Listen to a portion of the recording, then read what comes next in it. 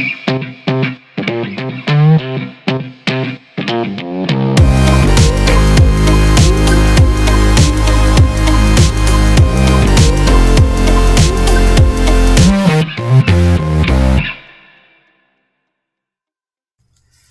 everyone, I'm Jesse, back here with another Punchitplays, and today we're going to be playing Transformers trading card game. And as usual, I have my regular co-host, Neil. Hey, Neil. Hey guys, I'm glad to be back. Yeah, welcome back, man. So, back with a new game, another new game to come out. It's very new. Very new. Like I think it came out right at the end of September. So tell me a little bit about your experience so far with Transformers. Like, how did you hear about it? Like, what did you think about it when you first saw it? You know, just like first impressions of the game before we ever played a game of it. The game looks great, right? I love Transformers. When they announced that Wizards was making this Transformers game, I was like a little skeptical because I hate the Michael Bay movies, and they just ruined my childhood. Yeah, like Shia LaBeouf is my arch nemesis, but just do it. Yeah, but I love Transformers, and the art of the game is really sweet. It's the old cartoon style. It's not the original art because the 1980s cartoon is not this detailed, but it's like a cool comic book style. Of the old cars and planes and just Gen 1 essentially Transformers, and it looks awesome, and so I was really excited. I played Magic a long time. Wizards makes a good product, and I really wanted to get this starter. I'm glad that you were able to get this starter when it came out at Gen Con. Yeah. Yep. I had a shout out to Sterling. If you're watching, man, thanks for picking up the Gen Con starter. Yeah. So I appreciate that. And obviously now the game is out in retail as of September. Right. And it's pre-playing it, you know, I'm not usually into the games that have the starting champions or heroes or whatever. A la Destiny or, right. Those kind of things. But that's kind of the new age of card games now, where like you said, Destiny has it. Sigmar, we played a couple weeks ago, has it. Going all the way back to the World of Warcraft card game, like Hearthstone, those kind of things, they all have these different deck building starts. It's not uniform per player, but in this game, that's the whole game. The guys are the whole game, and it plays really smooth. It plays really simple, and it feels good to have different guys. It would not be good to just smash the same guys together all the time. And the guys feel like they transform, they have two modes that are significantly different from each other, and do a good job of making a card mechanic that follows the theme of the source material. Right. Yeah, I agree. This game in particular, what obviously catches your eye first is the Transformers, right? They're super cool looking, and they're huge. They're huge cards. They're unwieldy. Foil. Yeah, unwieldy. We'll get into that a little bit more probably at the tail end of the video, but they've got this alternate mode, which is their their car mode or whatever, whatever you want to call it. So Prime's ultimate mode, he's in his truck, and Megatron is his tank, and then you go back to the bot mode, and now they're the bot. And there's a really cool part of the game in terms of the gameplay that revolves around that transforming aspect, which I think translates very well to that iconic feeling you get when you're watching a Transformers show, where 1 minute Megatron's in his robot mode, and the next minute he was a gun in the comics. Right. But my one thing is the child of me doesn't like that he turns into a tank. I know he was a tank in the video game and in the comics, because it was stupid, right? Yeah. He Starscream carries him around as a gun. He's like, Starscream, and he points, and he does a backflip and turns into a gun, and then Starscream shoots him at the Autobots. That's right. Because he can't operate on his own. He's just the leader of the Decepticons requires Starscream to pull the trigger. So, it's funny because when I was a kid, I thought that was really stupid. Right. Like, and then now that I'm an adult, it just like tickles my nostalgia bone. Like, right. So I would love for Wizards to eventually release like a Megatron like gun version that like has to be attached to another. He transforms into an upgrade. Yeah. We'll talk about the upgrades in a minute. But so one of the things that struck me right away that concerned me was the simplicity of the rules. I mean, the rules for this game are 2 pages. Yeah, it's like a fold out. It's like you go download them off the web and it's 2 pages off your printer, and that's it. Mm-hmm. I mean, there's a kind of unofficial FAQ going on the Facebook group right now for card interactions, which I think is fine. Yeah. But the rules are so simple.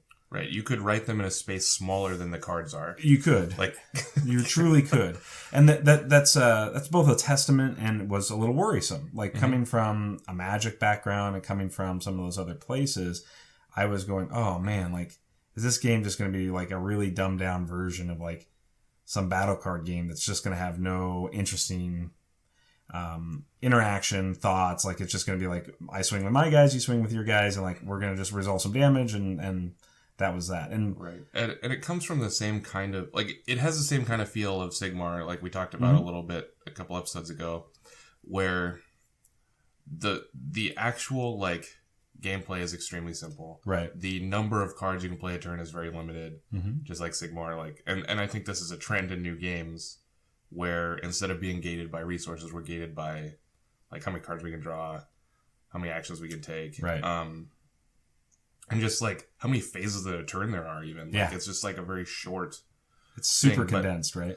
But, that being said, the decisions are still meaningful. Yep. And complicated most of the time. Yeah, I like, the starter deck experience, just to be fair, doesn't really translate very well. Right. Because they call it a 2-player starter, but it's really a single player like starter deck, right? And I think you just like cut in half. Yeah, exactly. So I think like it kind of hurts the game. Like if you're using the starter deck as just the judgment point for this game, I think you're gonna be left a little not fully understanding the depth of this game, like the surprising amount of depth in this game. Yeah, and even the experience that we're gonna show off today is like a little toned down. These are mostly like the common guys, and yeah, we wanted to do something a little more iconic since it's everybody's kind of like first opportunity to see the game, and so we could have put together like Dinobots versus Insecticons, or we could have done like Cars deck versus Planes deck, or we could have done a lot of different things. But that means that kind of you're using maybe some obscure characters that a lot of people aren't really familiar with. And I mean, everybody knows Optimus Prime, Bumblebee, and Ironhide, right? Like if you're a Transformers fan, you don't know those people, or they're not even people, they're Transformers. Yeah. But if you don't know those Transformers, like, boy, like, I'm sorry, you should really go watch some Transformers because it's pretty awesome. And then on the Decepticon side, like I will say this about Wave 1.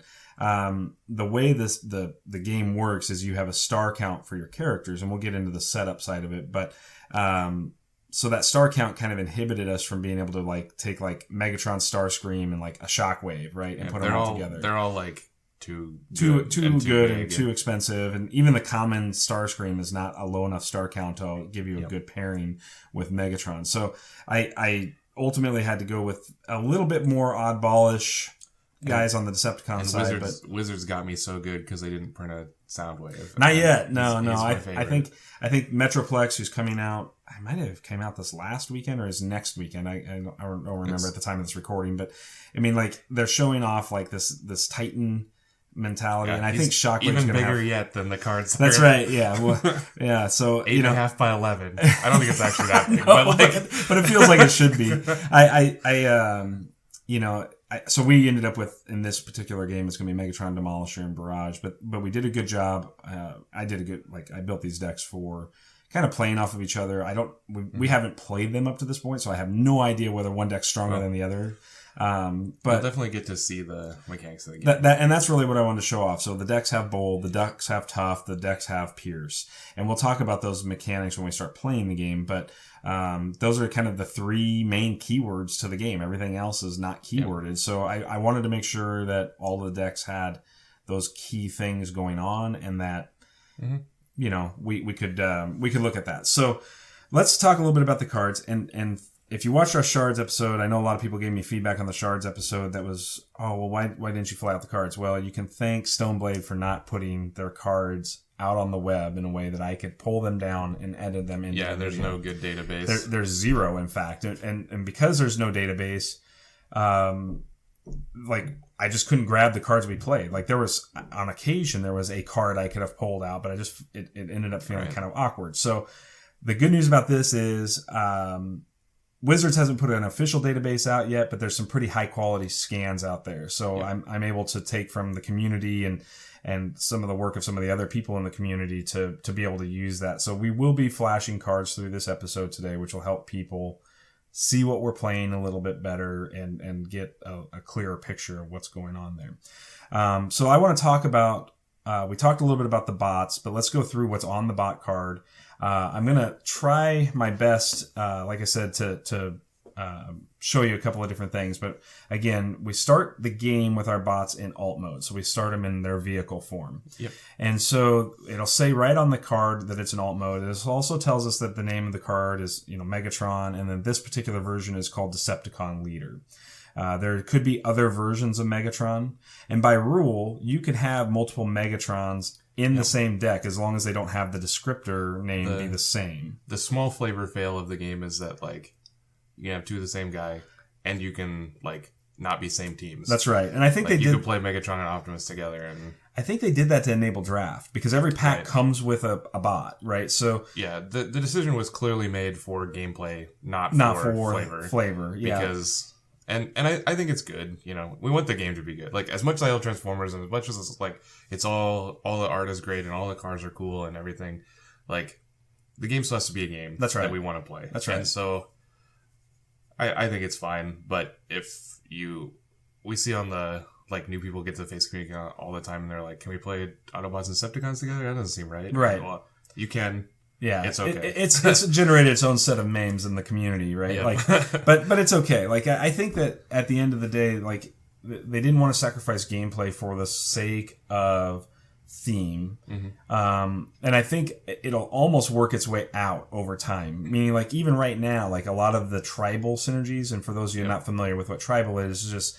It's this idea of, like, okay, I've got tanks. Like, if I want to make a tank deck, I'm going to grab other tanks. That's an example of tribal. Right. It comes from a magic term. All the planes are Decepticons. Exactly. All the cars are Autobots. All the Dinobots are Autobots, obviously. Exactly. All the Insecticons are Decepticons. Like, and all those teams have synergies, so you want to play them together along those lines. Exactly. It's definitely more aimed towards that tribal idea.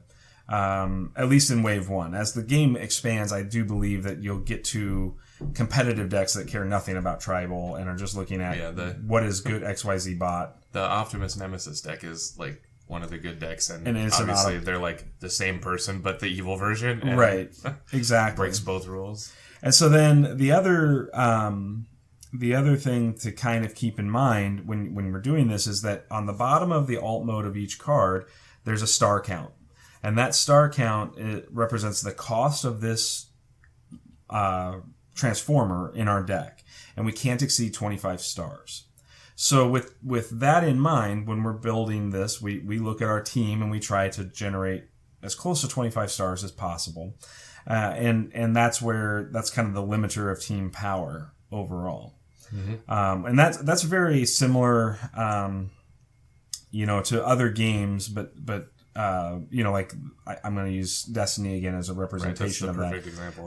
Destiny had that same thing. They changed it up a little bit in that, like, Destiny has, like, the non-elite versus elite version is what they call it, which is like a 1-die versus 2-die character, and that just has to do more with the mechanics of Destiny more than anything. But you're still limited by a certain number of points. Does it the same, right? Where you got your 4 guys and they can't exceed 20 points in that game. So that's again following that kind of modern card game design that kind of transcends some of the older design methodologies. We're starting to see more of this, and I don't think it's going anywhere because it creates really unique deck building opportunities. So then some other features that are on the card. The big orange symbol is the base attack value here of the card. So in this case, Megatron has 2 attack and Prime has 5 attack. And then everybody's probably going to go, well, why would you play a 2-attack Megatron? We're going to get into some of that here in a little bit. And then we look at the health side. And their stats change with their They their do transforms. Yeah. So we'll definitely show that off as well. So then we have our health. And damage in this game is persistent. So in other words, like, as we're playing the game, if I do 3 damage, like Megatron just gets, he's got 3 damage on him now. If you do 3 damage from my Megatron, and so therefore, like, he's 3 points closer to death unless I do something to heal him or move damage or do something like that. And then the final stat on the card is the armor value. And so this is the base defense. So in the case of Megatron, he's got 3 defense to Prime's 2 defense in these modes. So we were talking about that. You can also see, for quick reference, what the other mode has for attack and defense, right on the card. Little gray numbers that show, so you don't have to like turn it over. Exactly, just to see that. Now, there's no way to know what the ability text is for the given transformer without looking, unless you know the card. Mm-hmm. And then of course we have the ability text, which is in the case of Prime in his alt mode. Or his bot mode, he gets bold 2, and then in Megatron's case, it says here, when you flip to this mode, so that's when we transform to this mode, you may scrap a card from your hand. If you do, scrap an enemy upgrade. So that's when you transform him, trigger this effect kind of thing. Yeah, which is very common. Yeah, it's a really common feature. And so... just to flip it over, just for clarity's sake, like in this case, Megatron goes from having just 2 attack to 4 attack and loses a little bit of armor, but gets a special ability called Pierce, which we'll get into in gameplay. And then Prime has, when you flip to this mode, repair 1 damage from each of your Autobots. So he's healing damage. And that's one of those examples of where you want to play Autobots with Optimus. Right. Even though the rules specifically say you don't have to. That's right. Like this his card... His ability doesn't do anything if you don't. That's right. So his card leverages that. And there's virtually no difference on the other bots, except for a couple of things that are what we call characteristics for them. And so they can have a variety of different characteristics. They would show up here in the top. And this is going to tell you if it's an Autobot or a Decepticon or a truck. It's going to tell you if it's a leader card. It's going to tell you if it's ranged, melee, or specialist. Like those are all, and I'm quite certain that Wizards will expand the subtypes over time to offer even more depth and complexity. Even right now, there's a lot of combinations of those, and like leader, for instance, is a strange one because there's not very many cards that interact with leader. Right. But you got a couple in your deck. Hopefully you'll get a chance to play those.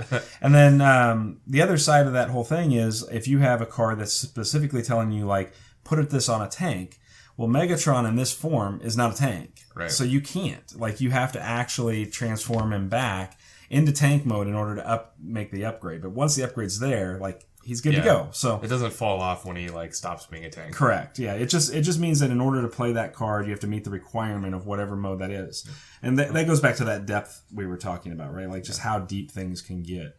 And so I think that covers the bots pretty heavily. Do you have some stuff to add to that?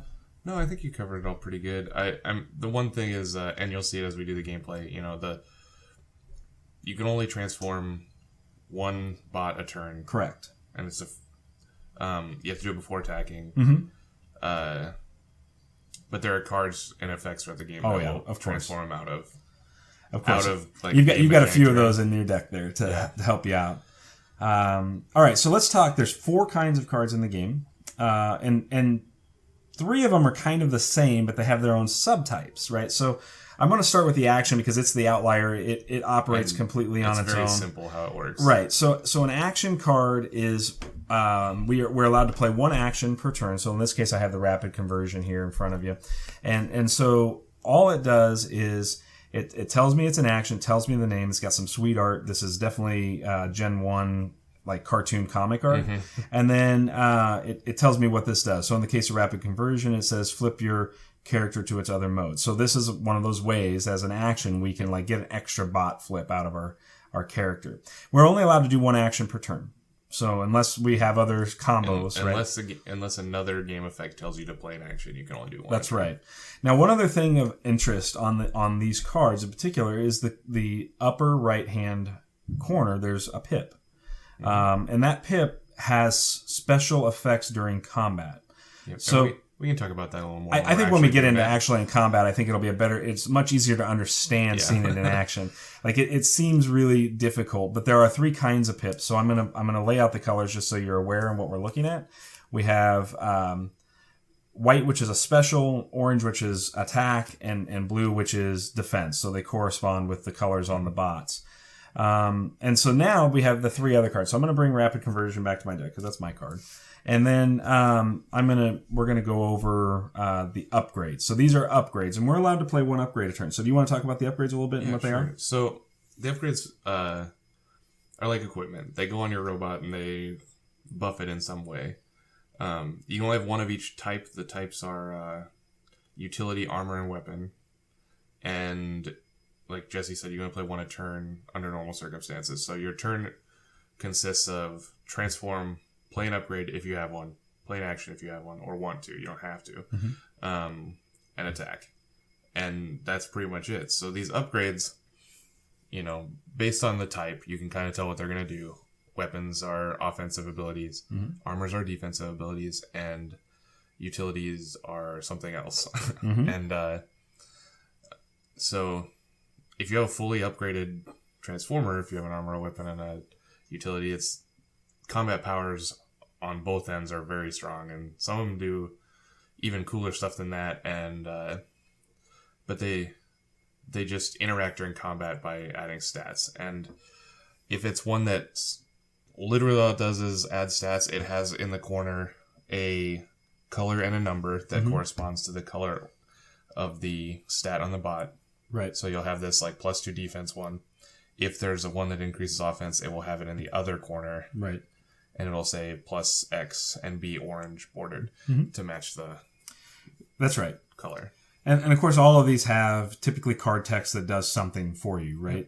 So we'll as we play the game, we'll describe the upgrades we're playing again and make sure that we're clear about what each one of those upgrades is doing, and we'll take our time through the playing process so that everybody understands fully how the game works, because it really is at its core so simple.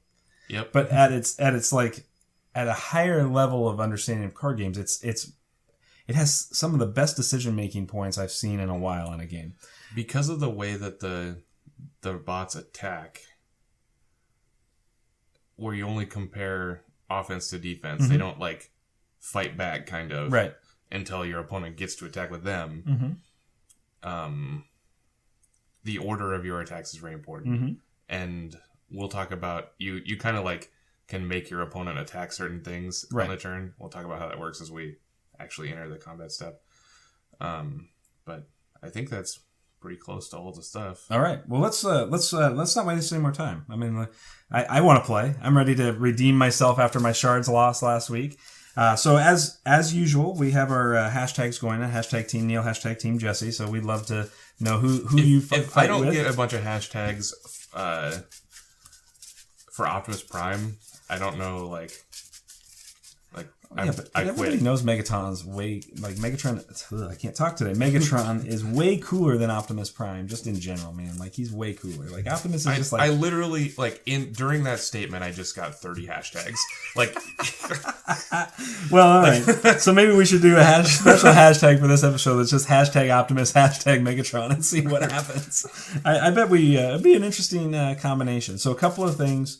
The deck size is 40 cards. Yep, it's a small deck. The playset rule is 3 of any card, and there is no affiliation on the action, upgrade, and utility cards at all. So, meaning that when you're deck building, you can pick whatever cards you want to put into your deck. Now, there may be some play limiters, so you want to be cautious with that. Some of the cards will say, like, play only on a car. Or play only on an Autobot. Or play a Dinobot. Exactly. Like, even more specific. Or a leader. Yep. So there's lots of limiters to the cards, which I think is a smart design decision, because it means that, like, you can make generic stuff and you can make more powerful, like, specific stuff, and they work very well. And so to start, we line up our guys. The order of alignment does not matter, but we start all of our bots in alt mode. And so what I mean by order of alignment is, if you're looking at like it's not like Megatron's going to fight Optimus and Barrage is going to fight Bumblebee and Demolisher is going to fight Ironhide. Right? It doesn't matter what the lane positioning exactly has no bearing on. Maybe in the future that will be a thing they do, but for right now, for the Wave 1 set, like it makes no difference, and I'm not sure they will ever do that because there's such variation in team count. Like in Champions you get like the 4 guys, right? So you could play in those lanes because you have 4 champions on 4 champions. Mm-hmm. If that game turned into 3 champions on 2 champions, right. I don't think they would ever set it up such that you have to attack straight ahead. Right. But it's very feasible in the future there would be like an Optimus that's like your guys next to you are better. But I think that would be very possible. You could see synergies in terms of impacting like adjacent bots and things like that, but nothing that would impact like how your opponent's board is set up. Wave 1, there's nothing that matters. Right. Okay, so we do need to decide who's going to go first. I meant to download Choosy on my phone, and I did not. Well, I have it on my phone. Oh, do you? Well, that's okay. We can roll a dice for it. We'll do it the old school way before we had cool phones to do this sort of thing. And then that'll also allow me to get us some dice out to like track health. We're going to use D6s today because I think they're going to be a little easier to read than some of my D20s that I have. So we'll just set those aside for now. Yeah, we got to roll dice because you can't cheat at Chorley. Yeah, that's right. That's right. Duh. I'm Decepticons. I don't fight fair. Yeah. What is this about? Like there's no fair fight. All right. I think that covers most of the D6s. If we need more, I can get some more out. Plenty. Okay, so let's roll a couple of D6s. Neil rolls a 9. Nine's pretty good. Pretty good roll. Better than me. Yep. All right. So you have choice. You can, when you win the dice roll, when you win, however you determine who the starting player is going to be, that player has the choice to decide whether they want to play first or play second. There's some differences in what you can do on the first round of the game. Yep. So the first player does not get to play any upgrades or actions, but they can transform a bot and they can attack. That's all they can do on their first turn. The second player gets the ability to play an action or an upgrade. And then after that, we go into the standard rules of take an action, play an upgrade, flip a bot, and then we're back to normal gameplay. So, Neil, your choice. How would you like to I would like to go first. You want to go first? All right. So, on the first turn, you do get to draw a card. You do. Everybody gets to... at the start of every turn, you get a draw. So you're going to go to 4 cards. And then you're going to get the opportunity to flip one of your bots, if you would like. Don't have to. Mm-hmm. And then attack. Those are your only options. Well, I'm going to transform this Optimus Prime. Okay. To his other side, which looks like a worse attacker. But he has Bold, which is an ability we'll talk about here in a second once I smash with him. I'm going to smash your Demolisher. All right. So, a couple of things. Normally, when you attack, you have to attack a tapped auto, or like a tapped transformer. So my next attack, I have to attack Optimus Prime, right? But because I have no tapped characters, you can attack any one of my guys. So you're choosing Demolisher. Demolisher's got 3 defense. You've got 5 attack as a base value. So we're just looking at the base value. But like you said, special abilities are going to come into play here. So the first thing you do, the attacker draws their 2 normal combat cards from the top of their deck. And this happens every attack. You reveal 2 cards from the top of your deck. Okay, so then you also draw 2 additional cards for Bold. So Bold is a keyword on the card. Mm-hmm. It has a number, and then you draw that many extra. And those stack. So if you had Bold 10, you would draw 10 additional cards here, right? Which would be awesome. That before. Yeah. All right. Dinobots are cool. So now we're only looking at the pips, right? So a couple of things. We say we would explain this. Yep. So let's go ahead and explain it, and then I'll do my defense stat. Right. So the only stat on Optimus that matters for this attack is his attack value. I'm not going to take any damage back. So I get to look at the pips on my cards that I have flipped. As you can see, some of them even have 2. Mm-hmm. Though in this case, the blues do not matter because that's right. His defense doesn't matter when he's the attacker. The oranges will add to his attack, so he now has 7 attack.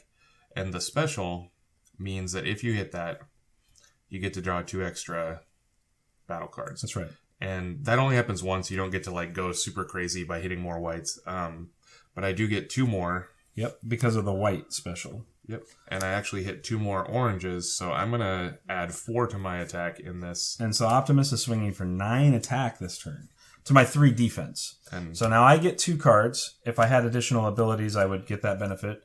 And I hit a blue, and blues matter for me defensively. Right. So you did 9 to my 4, so Demolisher is not long for this world, taking 5 damage. Yeah. And then these don't go straight to your discard pile. Correct. You have a scrap pile, which is a separate pile over here. A set aside.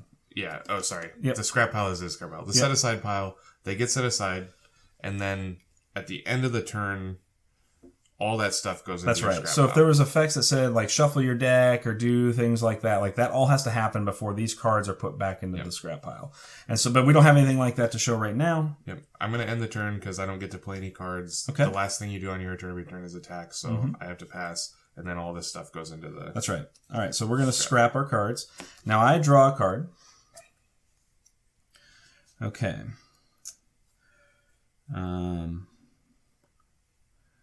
Yeah. Okay, so I'm going to flip Demolisher because I don't know how long he's going to survive, but 4 defense is pretty solid against the rest of your attackers. Yep. Optimus is the big guns on this team. So I'm going to attack. I can play an upgrade or play an action. I think what I'm going to do is I'm going to do an action called the bigger they are. And so this is one of your characters gets +2 attack until the end of the turn. So he's going to get 2 attack. And while it's attacking this turn, that if it's attacking a character with more stars in it, it gets Pierce 4, which means that I can do up to 4 damage, assuming that I can hit 4 damage here. And if I do more than that, then I just do more damage. But I do a minimum of 4 damage always. The first 4 damage that guy would do ignores the armor, right? So since I only have 2 attack in this case, and he has 2 defense, the Pierce is relevant here because I can try to maximize some damage onto Optimus. So I'm going to attack with Demolisher with the bigger they are. I get 2 cards. Actually, when I'm flipped to this mode, I get cards equal to his toughness, so to his armor. So I actually get 4 cards here. He's drawn a lot. Yeah. I think that's there was another play I could have done, but I think this one's better for me overall. Okay. All right, so I'm going to flip this up, and I get a blue, a white, a blue, and a blue. So the white nets me 2 additional cards, and I do get 1, so I'm going to do 3 damage. Yep. Which, but you still flip your 2 cards as normal. Yeah. Yep, so the 2 oranges don't matter. And if I had hit defense, it also wouldn't have mattered. That's right. Because he has the Pierce. That's right. So I was just trying to maximize Demolisher a little bit here. See if I could get a little bit of damage in on Optimus. Demolisher is one of the only guys. My other guys can attack Optimus with that same card, but bigger dice here, but attacking Bumblebee or Ironhide with bigger, the bigger they are is not as good a play because I don't get the Pierce option. So okay, so I'm gonna move my set aside cards here to my scrap pile. I'm gonna draw a card. Okay. And so now we've got full turns, right? Like we're back to full turns. So that means that you can do one of the 3 things. You can flip a bot, play an action, and play an upgrade. Okay. I'm going to transform my Bumblebee. Okay. Good old Bumblebee. He's tough. He's okay. And so tough, it works as a defensive ability to get you an extra card defensively, which is obviously very nice. I'm going to play a grenade launcher on my Bumblebee. Ooh, that hurts. Grenade launcher is a 1-shot +4. I don't think Demolisher is going to survive this. He's not going to survive.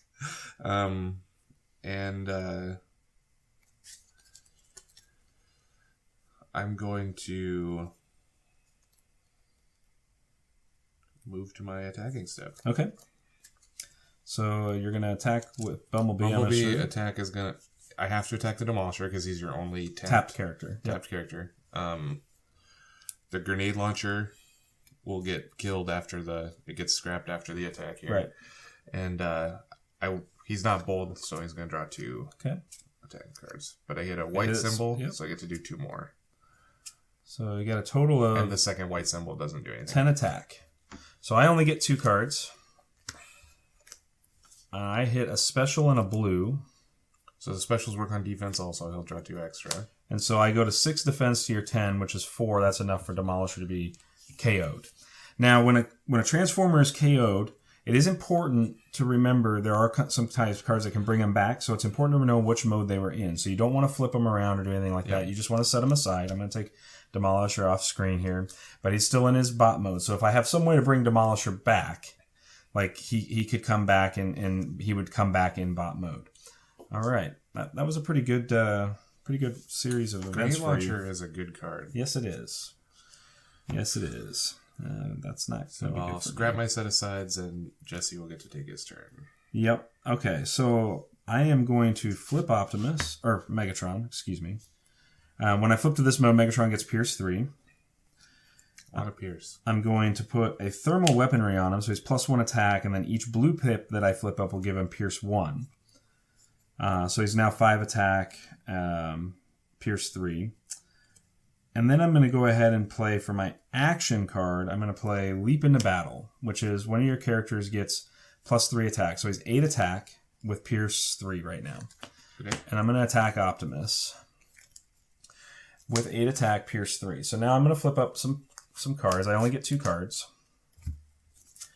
I do hit a blue and I hit a white, so I'm going to flip 2 more. And I hit a double orange. So this is pretty good for me. So 8. That was pretty good for you. 10 attack in total at a total Pierce of 4. Okay. And I'll draw my defense cards. The Matrix of Leadership. I only hit 1 blue pip, so I'll have 3 defense. So Prime is going to take 10 total attack. Or 10 to 3 is 7 total attack and go to 10. So we did some pretty good damage to Prime there. Yeah, he has taken a lot of deeps.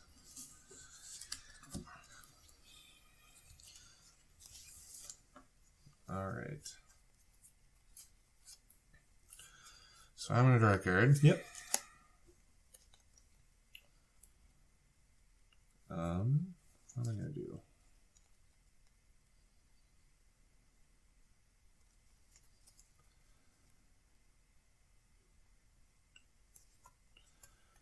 I'm going to play a improvised shield. Okay. On my Optimus. Gives him tough 1. That seems good. Yep, because he's getting close to dying and I don't want him to die. So I'm going to try to up his defense, though all your Pierce is making that less good. Yeah, that's true. I don't remember what Barrage... Oh, I know what he does on that side now. And I'm going to flip my Optimus back. And so that'll heal 1 damage from all of your Autobots, so that helps too. And so... You don't have to flip the one you attack with or anything. That is what we have done so far in this game. You can flip any of them. That's right. And I'm actually going to play a rapid conversion to flip him back. Okay. So I'm just going to try to get as many triggers of that heal as I can get. Okay. And then I'm going to attack with my Ironhide. And I'm going to attack your Barrage. Oh, I can't. I got to attack your Megatron. Okay. Attack your Megatron. All right. So it's a total of 3 attack to my 2 defense. Yep. So go ahead and flip up your 2 cards here. Matrix of Leadership. So you get 4 attack. I have 4 attack. And I have special and a blue. So 3 defense and 2 more cards. Not good. So I get 4 defense. Yep. So no attack. Nothing happens. And that's where Pierce would have mattered there. Yep. Because if you had like a Pierce 2 or a Pierce 3, like you would have still gotten through for some damage there. Okay, so I'm going to draw a card. I'm going to flip Megatron back, and I'm going to scrap a piece through Tyranny because it's not going to be very good for me right now. And I'm going to remove your improvised shield. Yep. That's the ability we talked about at the beginning of the show, where Megatron flips to his tank side and can... That's right. Now I'm going to go ahead and play a primary laser on Barrage. Okay. Giving him 5 attack. And then for my action, I'm going to play System Reboot, where we're going to both scrap our hands. So in this case, I'm only scrapping 1 card, the card I played. And we draw 4 cards. Yep, that was good for you. Yeah, it refills my hand and makes things a little tougher for you. Okay, so now I can only attack with Barrage. And I still think I want to put as much effort into trying to take Prime out here. So I'm going to attack for 5 into Prime, and I get 2 cards. And I hit 2 specials, but so this is something of note. the first special is the only special that matters. The second special does not trigger for 2 additional cards. Right. I'm not sure if we explained that, but I wanted to make sure we did. And I hit for 6. Okay. I hit double special, so I will draw 2 additional. Okay. Nothing. So I do forward prime. Nothing. He's almost dead. He is almost dead. So now we have a bunch of tapped transformers. And so the next thing we do is we untap all of our transformers. And because I was the last player to attack, Neil gets to attack first here. Yep. So I'm going to take my turn here. I'm going to draw a card. Okay.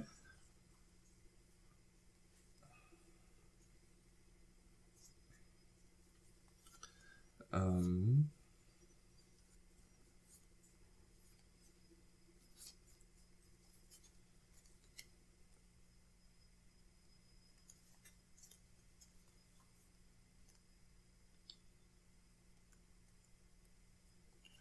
going to put the Matrix of Leadership on Optimus Prime. Bumblebee's a leader too.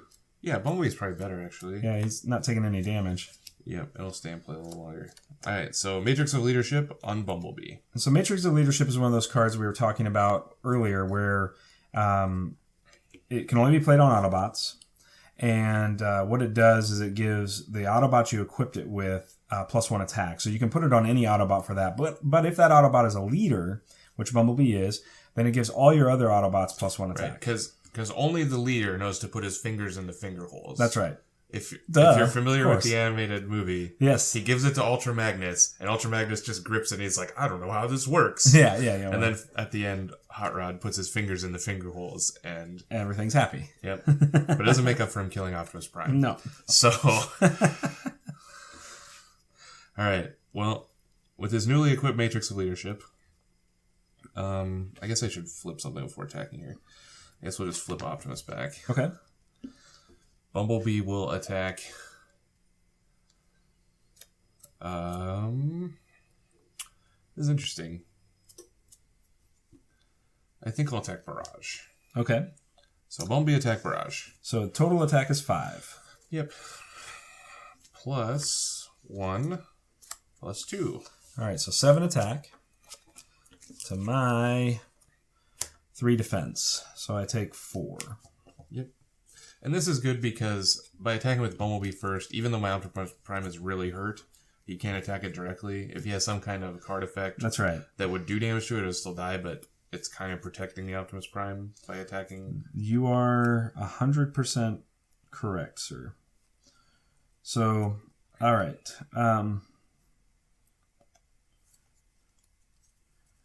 I'm going to put reinforced plating on Megatron, give him a little tough. Tough 2, not just a little tough. A lot tough. A lot tough. And as you guys can see, because of the way the battle works here, you go through your deck really fast. Right. But decking is not a thing. Nope. So when we get to the bottom of the pile, we're going to shuffle in. This is not as ideal as I'd like to do, but as an action, I'm going to play the bigger they are.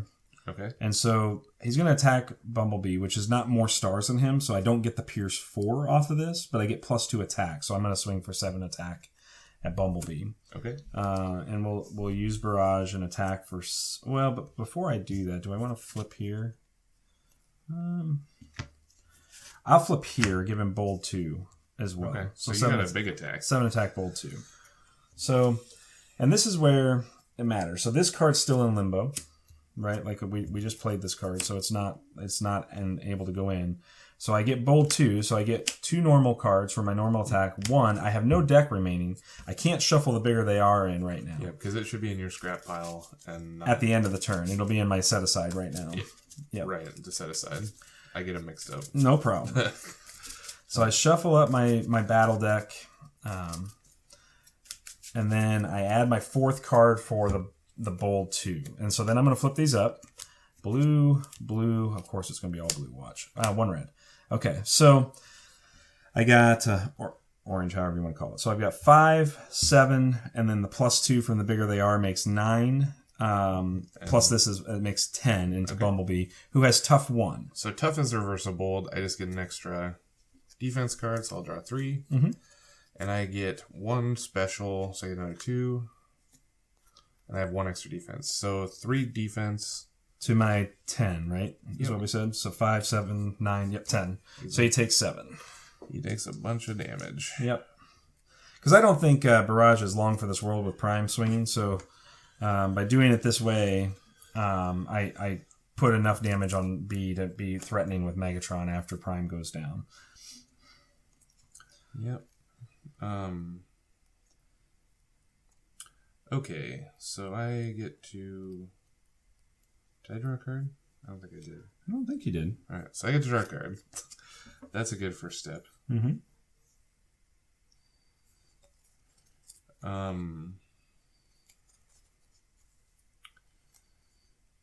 I will...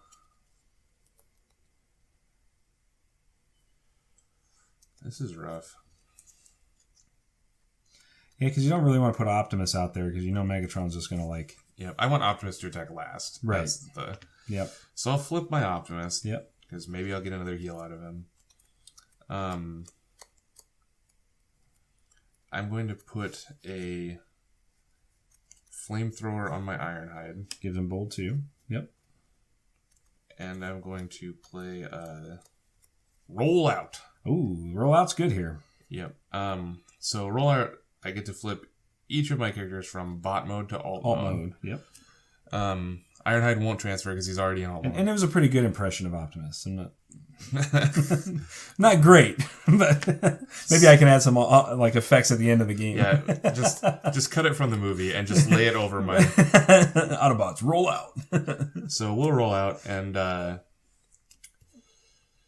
the Bumblebee will trigger. So you get a repair first from Optimus as well. Yeah, both flips will trigger. So Right. repair one from all my Autobots with Optimus, and then this one has when you flip. Each of your characters gets Pierce 1 until the end of turn. So okay. My Ironhide attacking here will have Pierce 1. Okay. And I attack your Barrage because I have to. For 4? For 4, and he has Bold 2. Yep. Actually for 5 because of the Matrix. Where's he getting his extra +1 from? I was picking up the 4 from the Matrix. Oh, I'm sorry. Yep. Okay. So right. 4. His other side is 4. Yep. Okay, so and he has Pierce 2, 1 Pierce from the Bumblebee, and 1 Pierce from the That's right, because those stack. So you're going to do at least 2 damage no matter what happens here. All right, so bold 2, so you're going to get 4 cards. So there's the 1. Now you have to shuffle the deck up. Yep. Yep, and so you actually get, yeah, I mean it's 4 cards total, which is pretty good. This is a reasonable attack from a 6-star character. That's right. Yeah, I think that's the other thing I really like about this game is the fact that even the low star characters, sure, Prime and Megatron, they hit for trucks, right? But at the end of the day, no pun intended with Prime there, by the way. I thought it was. I'm okay with it. but the other characters, they feel meaningful and impactful, which I'm right. Especially the crappy Dinobots attack for 1 million. Oh yeah, we're not even going to talk about the Dinobot deck, For those of you that are interested in getting into it competitively, Dinobots are good. But so are Insecticons. I've seen some really wild Insecticon decks. So. Okay, so here's my 4 cards. I hit 2 orange pips and a special, so I'll get 2 more. Yep. Come on, oranges. Nice. Okay, so you got a total of 4, 5, 6, 7, 8, because you've got the 4 from that plus the 4 base. So 8 into my 1. That's a little rough. Not going to lie. I do hit a special. So I get 2 defense to 8. So I take 6. So he's still alive. He's still kicking. Missed it by 1. That blue pip mattered there, Neil. The blue pip mattered. All right. Okay. And so this was good for you because I can't attack Optimus yet, right? You're still... Yep. Optimus. Maybe we'll get some more heals out of him. All right. But I might lose my Matrix of Leadership now. I should have put it on Optimus. That's okay. Okay, so I'm going to play a Crushing Treads, not Threads, on Megatron because he's in tank mode. So it says put on tanks only. And the upgraded character has Pierce equals to its armor value. So this is going to give him Pierce 3. Mm-hmm. I'm going to flip Barrage, and that's going to give him Pierce 5. And I'm going to attack with a bigger they are for 5 attack. And I think best plan is to go after Optimus. Or I can't go after Optimus. You can't fight Optimus. I have to go after Bumblebee. Yep. So 5 attack into Bumblebee. I could go after Ironhide, but I don't think splitting the damage is the best here. I think it's best to try to go ahead and knock Bumblebee out with that Matrix. And you're like maybe you kill this guy after battle cards, right? But you like for sure kill this guy. And Matrix giving Prime another +1 attack means Prime's only swinging for swinging for 6 instead of 7, which I'll take because you're going to bold him on the next activation anyway. Yeah. So all right, so I get 2 cards for this. So I get let's see. I get a special and a blue, so I now go to Pierce 6 because it's 3, 4, 5, 6 from the thermal weaponry, and I hit for 2, 3, 4. So I do 4 because I'm pretty sure you have enough Pierce to kill him, so it didn't really matter what I drew here. So yeah, the other side of Bumblebee is much more defensive with the tough. But it just didn't matter because of Pierce. So all my Bumblebee cards will get set aside. Yep. Bumblebee will stay in car mode and get set aside.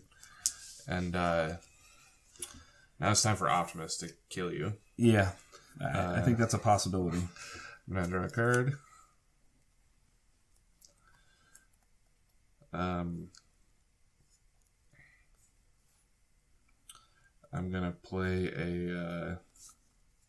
Ion Blasters of Optimus Prime. That seems pretty good. Yeah, I'm definitely glad the Matrix got away. Flip my Optimus Prime. Yeah, I'm definitely glad the Matrix went away because if it wouldn't have, I would have been in a lot of trouble there. Yeah. So this only play on Optimus Prime. It's his sweet gun, and I'm going to shoot it at your barrage. Okay. So you're going to tap Optimus. You're going to attack for 7 total at bold 2. 7 bold 2. I don't think Barrage is going to live through this attack.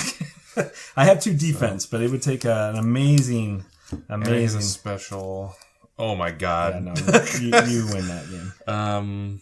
So 7 and 6 is 13. Yeah, 13 to my 2. So Barrage, well played, sir. You did your job, but you are dead. So we untap. Yep. I'm not sure that I'm going to win this game. On the fact that you get to go first here. And 12 health Megatron's a big deal. And, I'm left with, just Ironhide to fight off your Megatron. That's right. Okay. On my action, I'm going to do Equipment Enthusiast and draw a card for each of my upgrades. So I'm going to draw 3 cards. 1, 2, 3. I'm going to flip Megatron to this side for Pierce 3. And I think at this point, thermal weaponry is a little underwhelming compared to just getting a +2 attack. So at this point, I'm doing 6 damage with Pierce 6. Yep. And we're gonna hit Prime. Optimus is dead. Yeah, we're gonna hit Prime there. So I get 2 battle cards. I get a special. Not that it matters, but I do 8 damage. Pierce 6. Yep, I got 3 defense. Okay. E is done. Yep. So you actually, you hit 3, you had 3 defense. You didn't hit the blues pips to bump it up any higher, right? No, I hit 1 blue pip. So that would have actually taken you to 4 because you had the Matrix. So that's where this matters, right? Because if we're going to go back and explain that for just a second, and the reason why I want to do that is just simply because Megatron was hitting for 6. If I didn't have the Pierce 6 here, or the Pierce 5, excuse me, then what would happen is you would have gotten 2, 3, 4 defense to my 6. I'd only done 2 damage and Prime lives, right? So the Pierce here is the only reason why I killed Prime. Yep. And so that Pierce 5 does 5 damage, which is exactly the amount of damage. Well, it's 1 overkill, but it's pretty close to the amount of damage I want to do to kill Optimus there. And so it's now just Ironhide trying to hold on against Megatron. Yeah, that did not work out great for me. All right, I'm going to draw a card. Yep. I'm going to... That Equipment Enthusiast was a big deal. I think he probably had me anyway. Just because, any attack from Megatron kills Prime almost every time. Right. All right, I'm going to play a backup plan. Okay. I'm going to scrap my hand and draw 3. Nice. That's okay. So the backup plan's in limbo, but the other 3 cards, they are scrap, so they actually go right directly to your scrap pile. So if something caused you to shuffle here, those cards could go back in. Well, I guess this side is bigger. Mm-hmm.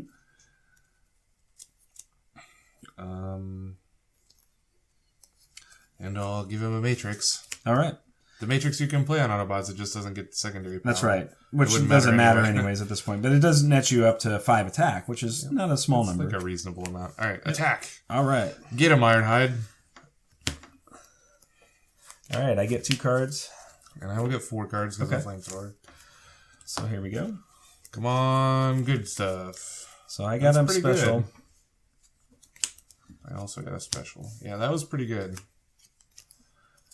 Attack for 10. And I have 3 defense, so he takes 7. That's not That's not great.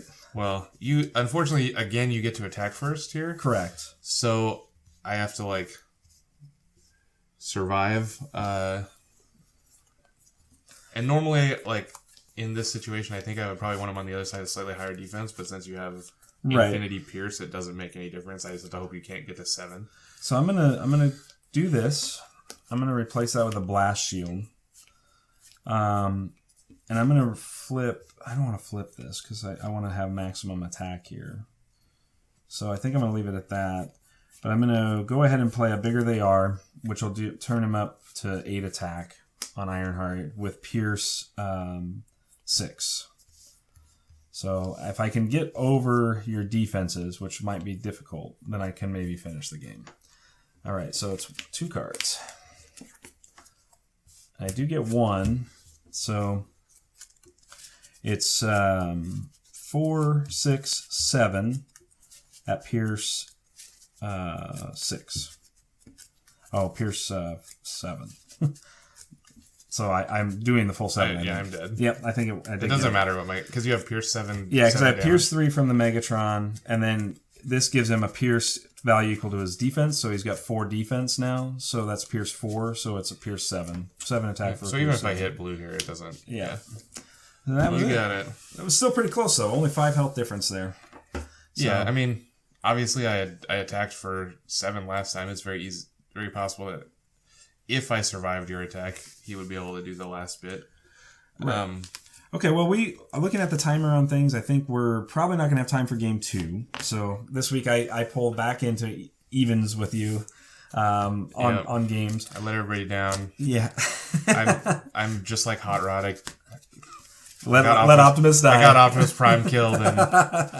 Well, it's I think those decks are pretty evenly matched, which is yeah. As you can see, like the cards that you play are impactful, but they're not like the core of the game. Yep. The core of the game is like attacking correctly, and it's interesting because you can't flip after you attack.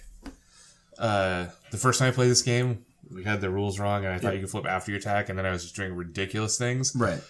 But having to flip before you attack is interesting because the cards are designed in such a way that one side of them is front loaded and one side of them is back loaded. And typically, not 100%, but the normal design philosophy for these is like one side's defensive, one side's offensive. Mm-hmm. So,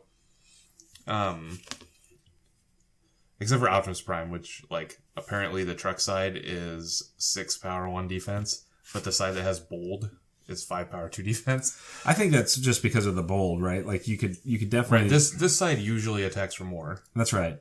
And so I think one of the design decisions that comes into that, like I'm guessing, is they probably went, oh well, when he's in this mode, they probably started him at 6'2", would be my guess, and then went, oh well, with that bold too, like it's clearly like just like he's hitting very hard, but there's a fair amount of Transformers in the game. There's 40 to start in the wave 1. Metroplex is adding the Titan with essentially 3 little guys. Here, you only get to play him, but he produces. Yeah, he produces 6 gun and Scamper and other little ones over the course of the game. That's right. And then there are 81 battle cards, so the set's not like enormous, right? So I think what I'd like to do is, from this point, is kind of get into our ratings, talk a little bit about our ratings for this game in particular, and then talk, again, one good thing, or usually we end up talking more about many positive things, and at least one criticism that we have. And I think it's only fair that, there's no perfect game, so being critical is important to the process and people understanding. Right. But before we do that, I want to ask the question to you: who do you think this game is really for? Is this for the fan? Is this for like a gateway to these kinds of games? What do you think in that respect? Well, I think it's a lot of fan service to start. Like, if that's one of the multiple choices, like, yeah, it's for the fan. Like, for me, the reason I would play this game is because I like Transformers. The second portion of that question is, like, is this super competitive? No. Like, it's not way high level. Like, a lot of the combat is random. Like, you just, like, flip over some of these and you're like, oh, well, I guess I did good this time. Right. But that's not a bad thing. Like, the game would suck if that wasn't a thing, because we'd just be comparing numbers. I'm like, okay, well, I'm going to attack. I know exactly what's going to happen. And, like, there's no point in not playing the guy with the biggest numbers. So the battle cards, like, doing their mechanic where you add the pips is a big deal. That's more important to the game than playing the cards, like, themselves almost.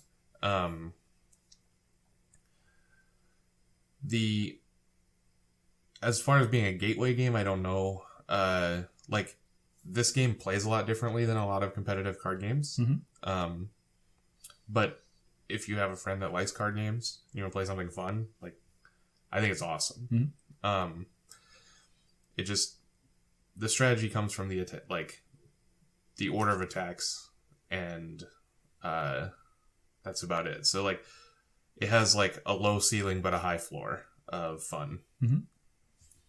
Yeah, I definitely, I think that, to echo those statements, I agree. The game is not probably the most competitive card game that you could get into, right? Like, if you really wanted to deep dive into a competitive nature type game, you'd be hard pressed to not want to dive into Champions more from a competitive nature than this game. Right.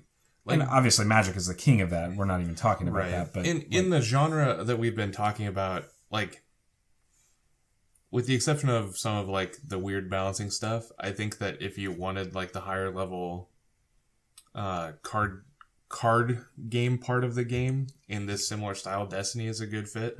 Where, like, Destiny feels a lot like this, where you have your starting guys, and that generates your pile of cards that you play from, because you want them to synergize with your guys. And but there's a lot more card interaction. Like, you play a lot more cards. The dice interaction. Yeah, you end up with, like, many more decision points throughout the turn, like the player turn. And it functions similarly to this, where your whole game is based around these, like, start and play guys, and you killing your opponent's start and play guys. So, maybe we'll play Destiny on the stream sometime. Yeah. But with the, like, balancing issues that some people see in Destiny aside, I think that that's, like, a higher level competitive game than this. But I have way more fun playing this than I ever did playing Destiny. Sure. So, yeah, I mean, I agree completely. Like, this game has easily, in my opinion, surpassed Destiny as my fun card game. If I want to just sit down and have a fun experience, have some interesting decisions to make, but yet not be, like, overwhelmed with having to know all the meta and understanding, like, well, if I do this, and because my opponent has 2 mana untapped, I have, like, XYZ number of probable cards that could interact with me. Like, I don't have to really worry about that in this game, right? Yeah, like, there's a lot less things to play around, and there's almost zero things to play around that aren't face up in front of you. That's right. Like, and I think that's where it loses that competitive edge, because when you get to the top level card games, like, you make your plays based on, like, here's the most likely outcome of things. Right. And the most likely outcome of things is like face up on the table here. That's right. Because you know, maybe you're so good that like you're like at the top table you're playing against X deck list, and you know how many pips of each color there are in their deck, and like you're like, okay, well I can estimate the percentage of additional power or defense they will get during this attack. That's right. But that's like, and really it comes down to like like some of those situations where you would make that kind of decision is solely based on, oh well, maybe they have a grenade launcher, or maybe they have like I can't think of there's like a blaster that gives you +2. I played it. I can't remember what it is, but you know, maybe they have that, or maybe they have like a supercharge to give them bold 3. Like those are the kinds of things that like you might, you know, kind of plan for, but at the same time, like you go, if they have those, there's not really a way for me to interact with it. So you're making the assumption that like when you attack, their next attack back +1 equipment will do this thing to me. That's right. And then after the upgrade's in play, you just take it into account because it's known information. That's right.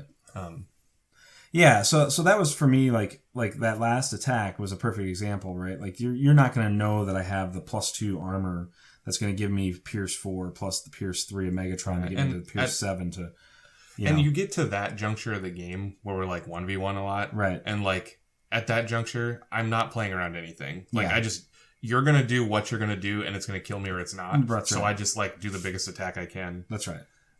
If you don't have like a million Pierce, maybe I flip to my defensive side because I think that I'm going to out get you, because if it went another turn, then I would get to attack first. Right. But I essentially in that situation, I'm just like, okay, well I just do the biggest attack I can because you're going to get to attack, and whatever's in your hand is in your hand, right. And I can do nothing about it.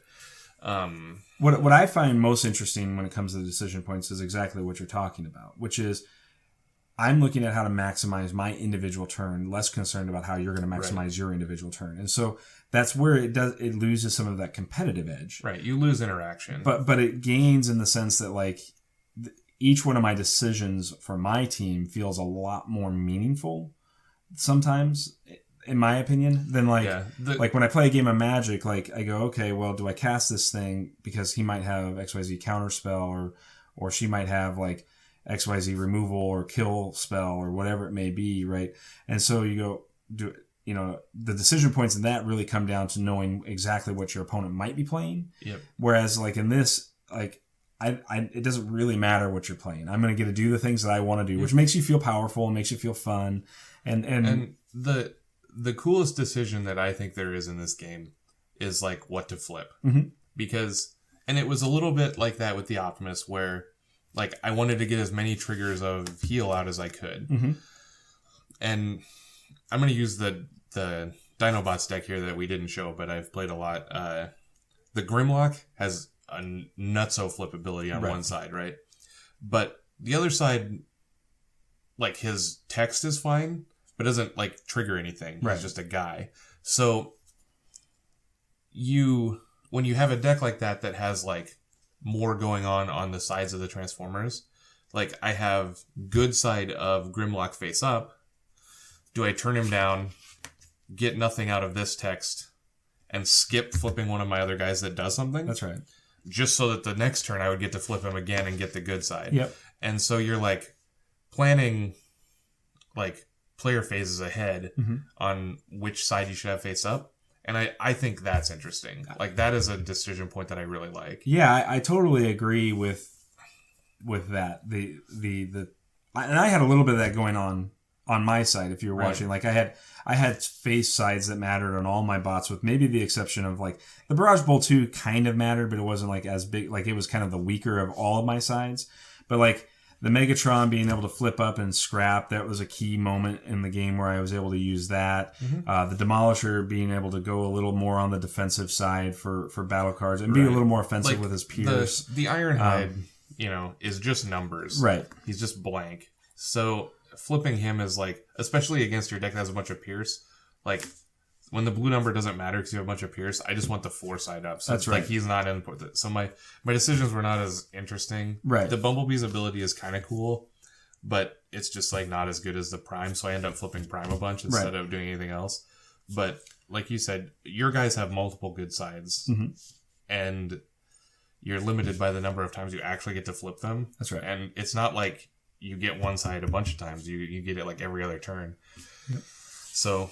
Yeah. I think that just comes down to team composition and what you're wanting to play. Again, we didn't build competitive decks today. We built fun decks. We built decks that are... If you want to see us play competitive decks, please comment and we'll do it. Yeah, let us know in the comments. If it's something that you want to see is how Transformers plays at a higher competitive level.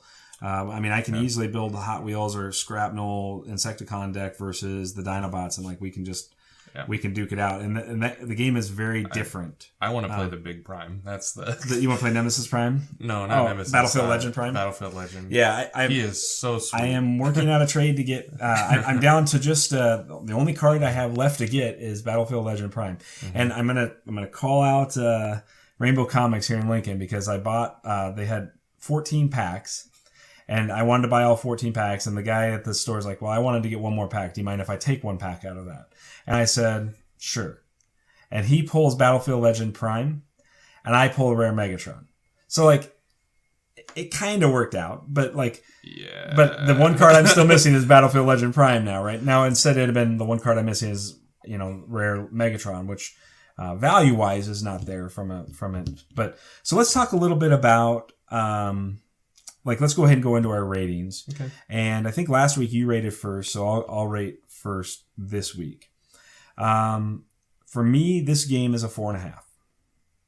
It's pretty high. Mm-hmm. It's right up there with Age of Sigmar Champions. I would gladly play this anytime somebody wants to play it. I will probably always be carrying around a couple of decks to play. I just think that it's quick, it's easy, it's not stressful to play, and it doesn't require a ton of deep thought, right? So this is the perfect lunchroom game, in my opinion. You set it up, you only have to carry around a small amount of cards, and these guys I'll get into some of my criticisms here, but you carry around a couple of teams, and you're ready to go. So my criticisms of the game, there's 2 criticisms of the game, being that I've gone all in on this game at this point. Is one, the distribution of Transformers is very poor. Yes. And they so did not fulfill, or I don't know if they just didn't think they're going to sell as much and they didn't produce enough, but it's been really hard to get. But what I'm specifically referring to is the pack distribution ratios. Oh, the individual cards. So in a traditional box, you're going to get somewhere between 2 and 4 rares. Transformers. I'm not specifically. There's only one of these. There's only one bot card per pack, and so if you're trying to say get a specific Transformer, it's probably just easier to buy it outright. Mm-hmm. If you are trying to collect the set, it takes a significant amount of boxes, and there aren't as many packs in boxes. That's right. As 30 games. Packs versus 36, so you don't get as many quote unquote cards. And the cost is a little higher. They're $4.99 instead of the normal, I think, $3.50 or whatever for most trading card games, or $3.99 now. I mean, it's all because of this, right? It's because of this big giant foil card. It's huge. It's foil. It's whatever. Right. And this is part of the flash of the game, That's right? You walk past somebody playing this table. There's these huge robots. They look cool. And they're like, oh, what are you playing? That's cool. But they could have easily printed this at a normal, card size. It would not affect the gameplay at all. Nope. And they could print, a 36-pack box, just like Magic. I mean, this is Wizards. They know how to do it. Yep. And, but, they chose to go for the money. And I think that's okay. That's just their business decision. Obviously, it hasn't affected the popularity of the game. No. It has been basically sold out. And this is, the distribution of these, again, I'm going to compare it to Destiny. The packs of Destiny are just Well, so I'm going to give Destiny a little bit of props on distribution because since this is my criticism of this game. In Destiny, you got, don't quote me the pack count now. I used to know this. I think it was 30 packs as well. It might have been 24, but whatever the number was, you were guaranteed 2 legendaries in that box. So every box of Destiny that you opened up, there was at least 2 legendaries. Now, there were always kind of crummy legendaries and then good legendaries, right?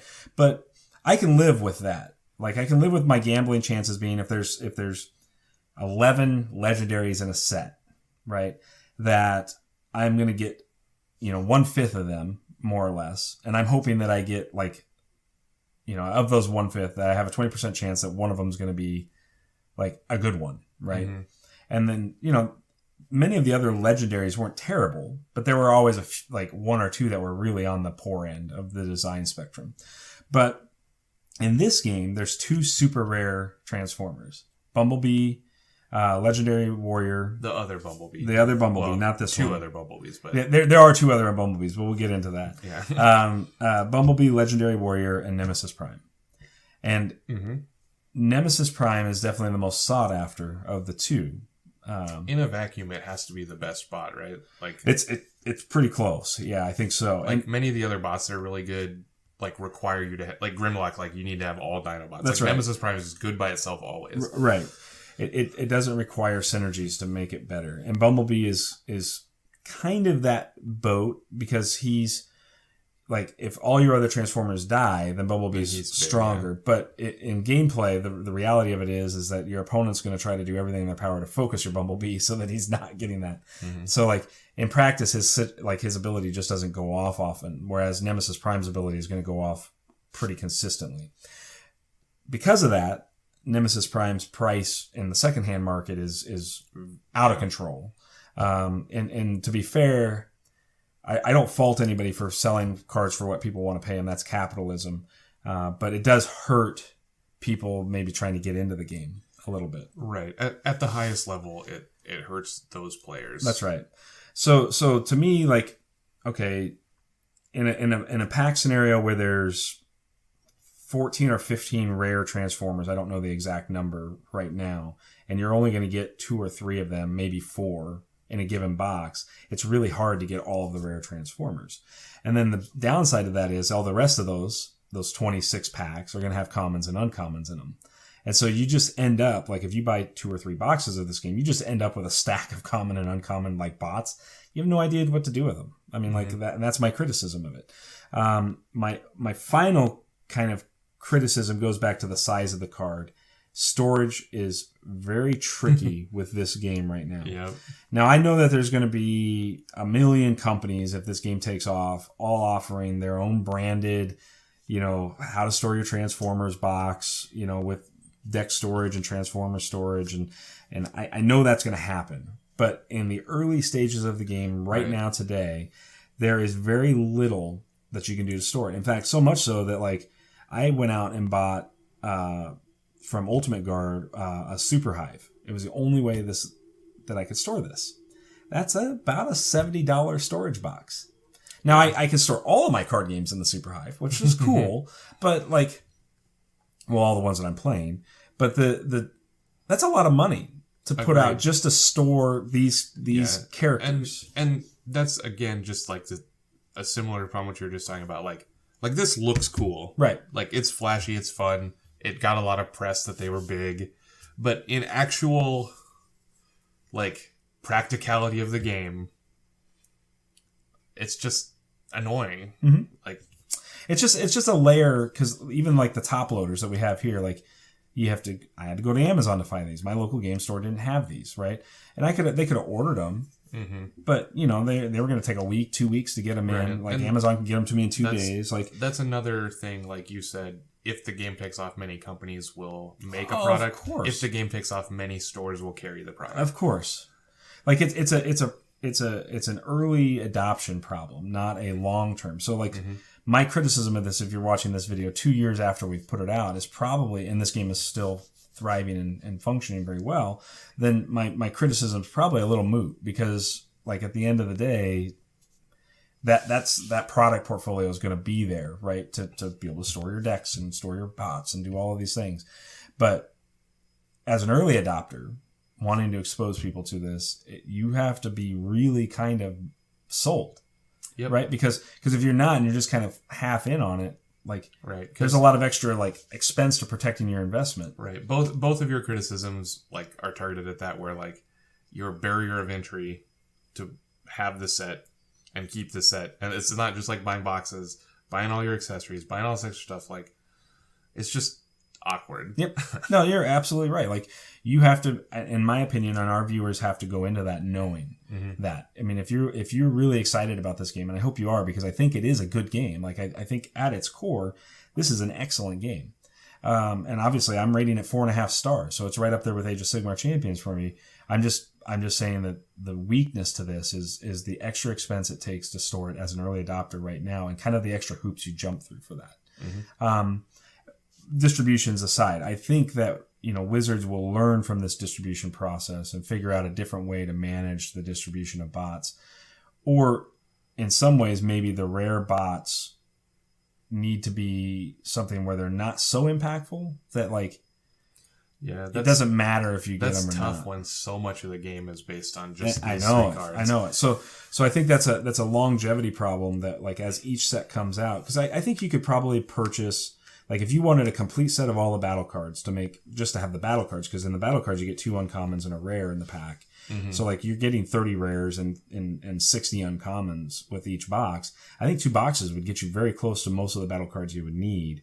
And the battle cards don't really have pricing that drives up big dollars, $4 or $5 on the singles market. So you could go out and buy the fill-ins that you needed for a relatively inexpensive investment. That's what I'm saying. This deck's not expensive to build. It's this. Yeah, none of these piles are expensive to build. Right. Even the top tier competitive. Yeah, no, not at all. Even if it's loaded with rares. Yep. So I think all of that said, that's just my pure, kind of criticism to it is that, we could have done better on this front to make some common and uncommon bots that were very strong, that didn't require excessive investment. And the, because Scrapnel, for example, he's a rare Insecticon, and he's kind of crucial to the Insecticon deck operating, and he's pushed up to the $45-$50 price range, and that's Grimlock, hard. Who we've talked about all night, is $50. Exactly. Nemesis is $80 or whatever. 80 to 85. I've seen it as low as 60. He's so swingy, but I've not seen one sell for less than 60 in the last 2 weeks. And I've not seen one sell for more than 90. That's a lot for but a that's game a lot of money. 1.5 months old. So, anyways, we've lost the GoPro. So if you're looking at that, but so Neil, go ahead and talk about your rating, because we're probably not going to need to come back to the video side. So I'm going to give this game. This is going to be weird. I think it is a 3, but in parentheses a 5 for me. So if you took all the names that aren't off this game, it'd be a 3. Okay. The game is not. It's not high level decisions enough for me to want to play it a ton. Mm-hmm. For all the reasons that we already talked about. Everything we've already talked about is true. The decision to flip your guy is interesting. The order of attack is interesting. All the other decisions are pretty mechanical. Mm-hmm. So it's kind of fun. If these cards were blank, I would sit down and play with you, and we'd have fun. We could just hang out, talk about whatever, and just casually play a game. That being said, I love Transformers a lot. It's like second only to Star Wars in my list of fandom, and because of that, I absolutely love this. So my parentheses 5 is this is my own personal rating of I love Transformers, and the artwork is great. I was really skeptical. I was afraid it was going to be all spiky and weird and Michael Bay. And not photorealistic, but just stupid looking. God, they look stupid. Soundwave is a satellite. I know, so dumb. Anyway, I could talk for 6 hours about what's bad about the Michael Bay films, but maybe if you guys want to see that, let us know. Okay, we'll do a 24-hour what's wrong with Transformers live stream for you guys. So I love looking at the cards. All the things you said that are bad about their big cards, I don't care. I think it's sweet. Sure. They're huge. They're fun, and they have the art is good, so that being big is good. Mm-hmm. And it's just it just tickles my nostalgia bone, and because of that, I like to play it. Like I like to control an Optimus Prime and attack with it, and like play games. Like I love to play Magic. I love to play a lot of competitive games, but they don't do that, right? Like I play Magic because I want to play cards, and there's very few cards in the game that evoke an emotional response in me. Right. That's not to say that there are none, but like all of these, like looking through your binder of all the bots, like they're just cool looking. Like I just want to play with them. Like just want to hang them on my wall. Right. And because of that, like if you're a fan of Transformers, play this game. Like it's cool that the abilities on the cards make you like evoke the character to you, like even the simplest version, this common Optimus Prime, like he has bold too. Like that's cool. Like just the word bold, instead of it being like first strike or like overpowered or supercharged or like whatever weird ability, like bold. Optimus Prime is bold, right? And Bumblebee is tough. Yep. And they do that like Metroplex, the Autobot City, like gets bold 1 billion if you have everything set up. Yeah, and he has like 6-gun and everything that like stick on his arm. Like I had that toy when I was a kid, right. And so you like start with him under him, and then as he transforms, you like put him out as a robot form, and like that's cool to me. Like I wish there was a Soundwave. Yep. Come on, Wizards, give us Soundwave. We're asking, we're begging. Yeah. But yeah, I'm sure I'm not the only one. No, I don't think so. The one that I want the most, my secret favorite, is Astro Train. Oh yeah, sure. Because he's both a space shuttle and a steam train. That's right. Yeah, but it's great. I think there's a lot of people wanting more combiners, more of the combiner style Transformers. It's interesting that Devastator is he in the set? No, not yet. They instead of Devastator, they did Dark Mount, which is much more obscure, right? Yeah. So I think that there's a few, and maybe I'm wrong on that. I'm gonna check now. You got me thinking about it. Are the Constructicons in the set? No. Because if they're not, then the Devastator's not. No, Constructicon's not. And I meant to point this out too. These are the tokens that come with the game. They kind of suck, and they're terrible. So they're like a punch out, and they're flimsy. Yeah, just throw them away. Use you know what? Dice. If you have Destiny, use the Destiny health trackers. Those work really well. It really makes me angry that Cosmos is in it and Astro Train. Yeah, I was thinking it's Deadlock, not Devastator. So yep. I just wanted like to Shockwave is really sweet. Shockwave's cool. Yep. He's a great card too. Yep. And it's I don't know. So I could geek out about it forever. Yeah. But that's why. So like gameplay 3, everything else 5 for me because I love Transformers. Sure. So I don't know how I'm gonna do our stars. My on little this parentheses like you're gonna make me do a whole lot of extra work on the star Good. fly-in. Thank you. Good. So I hope that that's helpful for anyone that cares about it thematically. I think it's great, and so I really would like play this game anytime. Like you said, like anytime somebody finds us at a convention, or like we just got back from ATBCon last night late, and you want to play Transformers, like get a hold of us. Yep, I agree. I'm going to be carrying decks around, and you know, I'm willing to teach and share, and I think that it's a fantastic game that deserves its own place in the market. It has its own place in the market. You know, I bought it because my oldest stepdaughter is she's kind of into Transformers. She's watching Transformers on Netflix right now, and she was watching Rescue Bots when she was younger, which is obviously like kind of a cheesy Transformers. But I mean, I'll take it wherever I can get those wins. But she saw my starter deck and she goes, "Oh, this is cool." And I think this is something that you can easily teach an 8-year-old how to play. Like it's not so complex that they can't figure it out, right? Like there's not a ton of words on the cards. And to that extent, what you said before about it being like a gateway game, like it does have that easy barrier of entry. And so if you have some friends that don't like card games but you want to play card games with, it definitely fits that niche. And So maybe it does get people into card games. I just think it functions so differently than your average card game that it's hard to, like, if you started at Transformers, could you go to, like, a Magic or a Yu-Gi-Oh! Or a Pokemon? Yeah. I think you could go to, like, a Destiny. You could go to, like, Age of Sigmar. Yeah, I think it's a testament to the more modern style card games, which, you know, instead of using a resource management like mana, they're more targeting this action. I mean, Destiny's kind of got an action efficiency model, but it's really more resources, but you're just on a fixed resource distribution plan, right? You only get a couple of resources unless your dice net you additional resources. Sigmar is 100% action efficiency, right? And so this is also action efficiency. Right.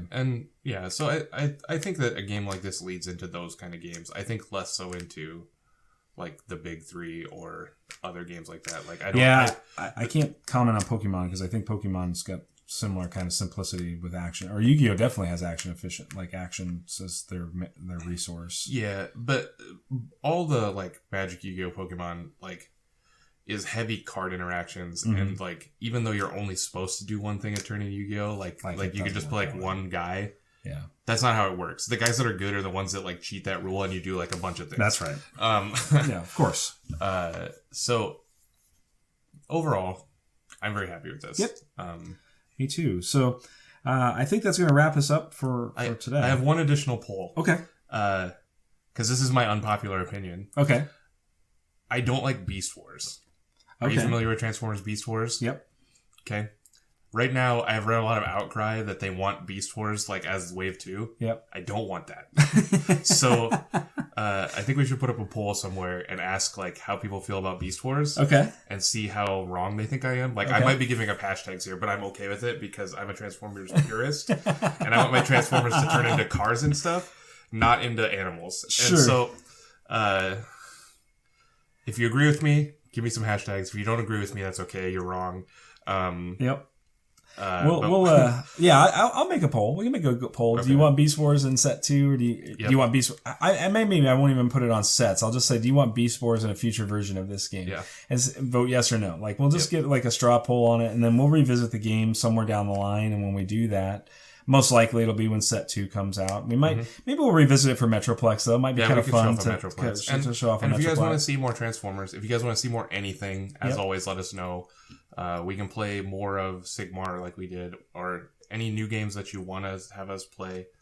We'll certainly try them out. Right. Yep. Some. Again, the whole purpose of this show is about you, the viewer, and we want to show you what we're playing, what we're experiencing, what we think of those things, and then give you an opportunity to decide if it's for you, your gaming group, etc. And if you like what we're doing, like as a content, what we would like to see is, hey, give us a thumbs up. Let us know we're doing well. Obviously, the best compliment you can give us is subscribe to our channel. Right. That just tells us 100% that you're interested in more content that we're putting out. Of course, you can hit the little bell icon to get notified, which just means that when we put something out, you don't have to, look for it on our social media, Reddit, wherever we put it out. You'll just be able to know right away. And again, end of the day, if you want to see us play competitive Transformers, competitive Sigmar, competitive shards, like I'm not sure I'm the best guy for competitive shards, but if you want us to play any game, we want to focus on card games. We'll play it. Yeah, exactly. We'll make it work. So we just want to thank you for tuning in. This is Transformers, the trading card game. It's been a pleasure to share it with you today. And we will be back in a couple of weeks with, I think we're going to do Dice Throne. So I was going to suggest that as well. That game was a lot of fun the other day. Yeah, we just learned Dice Throne over the weekend, and I'm pretty excited to share this game with you because it was a lot more of a card game than I thought it was going to be. It's called Dice Throne. It has dice. It's a card game. Yep. It should be Card Throne. But Dice Throne sounds a little cooler. So I think stay with us. Subscribe. Hit that bell icon. You'll get notified when we put up the Dice Throne Punchitplays. And of course, we'll be introducing a lot more games. We're trying to work out some stuff with some folks that own a lot of Game of Thrones to be able to talk about Game of Thrones. We've had requests for Hero Realms now, so let us know. Let us know in the comments. What do you want to see us do? we will work that into the schedule. I might have a few Kickstarter games that people have now approached us about that want us to maybe do some coverage. So we'll see what shakes out with that over the coming months. And other than that, I think this is coming to you in between Thanksgiving and Christmas. So have a happy holiday. Yep, hope everybody has a happy holidays. We'll try to whatever you celebrate. We'll try keeping content coming, but this will definitely be a happy holidays episode for everybody. So spend some time with your family, play some games, and we'll see you all in the new year. Thanks, guys.